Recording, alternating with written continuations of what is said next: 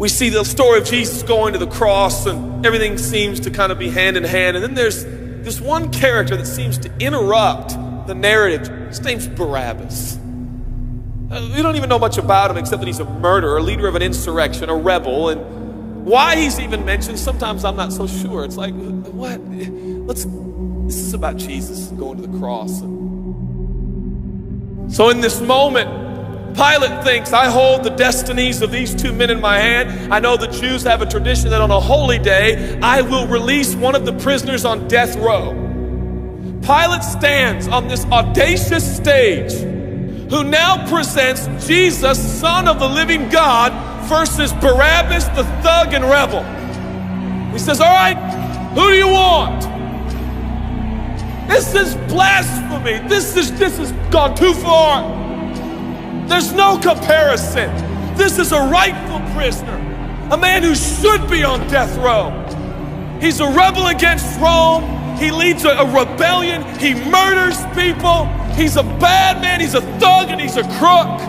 He deserves the chains and he deserves the crucifixion. Jesus, what has he done but heal, restore, deliver, set free, open blind eyes, open deaf ears, heal the lame and the leper? What has Jesus done? Who do you want? We want Barabbas. Yeah, give us Barabbas.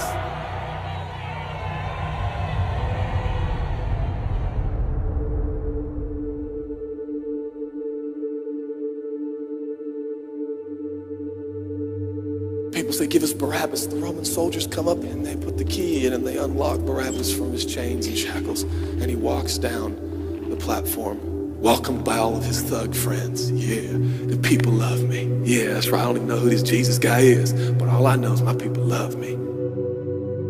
There seems to be no conscience in Barabbas. There's no record of him turning to Jesus and saying, I owe you everything now, for you have set me free. No, I don't see any of that in Barabbas. And God knew that. Jesus stood there, silent, for he knew the will of the Father. He said, it's fine, Father. Let him have Barabbas. For Jesus knew that the Father would have to treat Jesus like Barabbas so he could treat Barabbas like Jesus. Barabbas thought it was the people that set him free. No, no, no, no. It was the love of the Heavenly Father.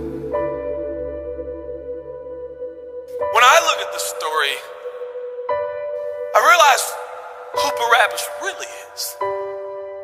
That's me. That's you. That's us. For while we were still sinners, Christ died for us. God sent his Son for Barabbas, even the one he knew would walk away from Jesus and his free gift and never come back. He loves them. And the nerve, the gall, and the audacity of believers to think, I got saved by grace, but now that I'm in this deep, dark place of bondage, I better work hard to get myself out. What? That's the opposite of the gospel. Are you bound? Are you held under the power of this temptation, this sin? You feel like it's controlling you? What are you gonna do? I'm gonna shake myself free. Stop it! No, you won't! You're no match for the powers of hell, and the urges of sin will not overcome it, and you will never overcome it. You'll just be another statistic. There's no answer within yourself. Your own marriage, your own goodness, your own discipline, your own devotion will not save your marriage and will not save your kids. There's only one, and he's the one that took your place. He's the one that stood silently on the platform with Pilate and said, yes, let him have Barabbas. Take me. How many times have I stood on that platform with Pilate and Jesus, and I'm the Barabbas, and they start to take my chains off, and I say, no, no, I deserve this. I deserve the guilt. I deserve the shame. I deserve the consequence. I deserve it. Jesus seems to look at me and say, no, son, Let me have it. Let me have your sin. Let me have your pain. No, God, I did it to myself. I deserve it. My marriage won't make it. This is what I deserve. I deserve divorce. I deserve poverty. I deserve sickness. I deserve it all. No!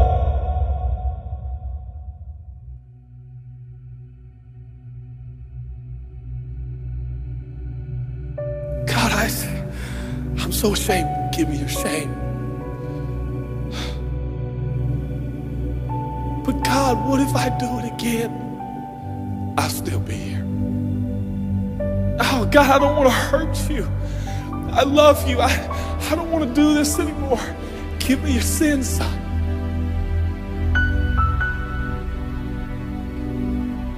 This is all we got. It's all I got. It's all you got. We can play games. We can play church games. We can pretend like some people are better than others and that's why they're blessed, or we can all come to the honest conclusion that it's God. And it's God alone. The greatest challenge is not your discipline, your devotion, your focus. Your greatest challenge is believing the gospel. Could it be that there's a God with a love so scandalous, so wide, so deep, so vast, so high, so expansive, so welcoming, so inclusive? Let me have your sin, son. Okay. And I give him my sin. And I stand in this empty space of forgiveness and acceptance while Jesus walks off to the cross that I deserve. I see him walking to the post to be whipped. As I stand a free man, all the attention is turned now. And I feel the love of God saying, go son, live your life. I'll pay the price. Where did we get off thinking that we were gonna set ourselves free? It's still Jesus. It'll always be Jesus.